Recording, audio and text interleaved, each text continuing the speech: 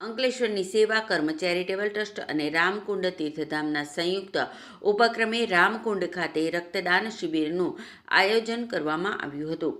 Kumarpal Gandhi blood બેંકના સહયોગથી યોજાયેલા રક્તદાન શિબિરમાં મહામંડલેશ્વર ગંગાદાસ બાપુ ઉપસ્થિત રહ્યા હતા. રક્તદાન શિબિરમાં મહિલાઓએ પણ ઉત્સાહભેર રક્તદાન કરી અન્ય મહિલાઓ માટે પ્રેરણારૂપ બની હતી. આ પ્રસંગે સેવા કર્મ ચેરિટેબલ ટ્રસ્ટના હોદ્દેદારો અને રક્તદાતાઓએ રક્તદાન કર્યું હતું. જય સિયારામ.